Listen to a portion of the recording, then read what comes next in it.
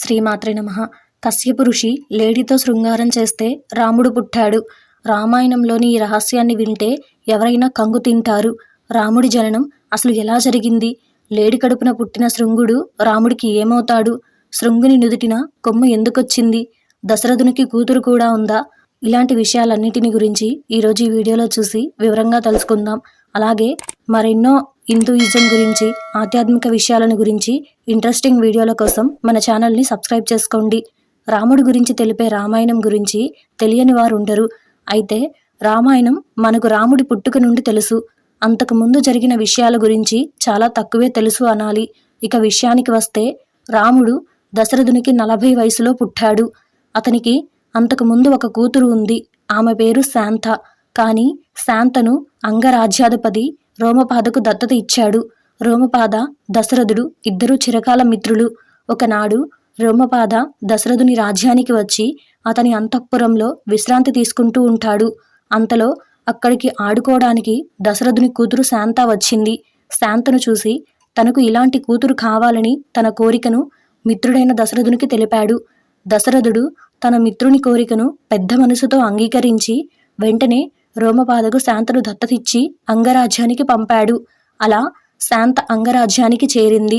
ఇదిలా ఉంటే ఈ కథకు సమానంగా ఇంకో కథ నడుస్తుంది. కశ్యపుడు ఒకనాడు సరోవరంలో స్నానం చేస్తున్నాడు. అంతలో అక్కడికి వచ్చిన ఊర్వశిని చూసి కశ్యపుడు కామోద్రేగానికి గురై అదే సరోవరంలో వీర్యాన్ని విడిచాడు. తరువాత తన దారిన తాను వెళ్ళిపోయాడు. దాహంతో ఉన్న ఒక జింక ఆ సరోవరంలో నీటిని తాగడానికి వచ్చింది. అయితే ఆ నీటితో పాటు కశ్యపుని వీర్యాన్ని కూడా తాగేసింది. ఆ జింక పూర్వజన్మలో అప్సరస. బ్రహ్మశాపం వల్ల జింకగా మారింది. కశ్యపుడి వీర్యం వల్ల ఆ జింకకు ఒక కొడుకు పుట్టాడు. అతను జింక కడుపున పుట్టడం వల్ల నుదురుపై ఒక కొమ్ము కూడా వచ్చింది. నుదుటిపై కొమ్ముతో కశ్యపుడి వీర్య ప్రభావం వల్ల అతి సుందరాంగుడిగా పుట్టాడు.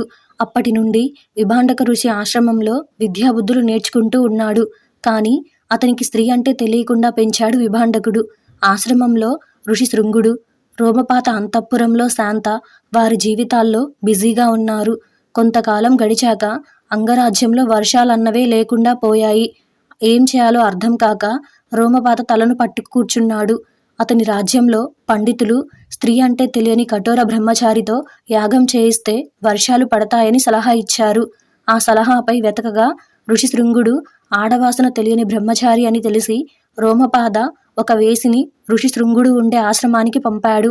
ఆ వేసిని కూడా ఋషి అనే అనుకుని ఆమెతో మాట్లాడడం మొదలుపెట్టాడు ఋషి శృంగుడు.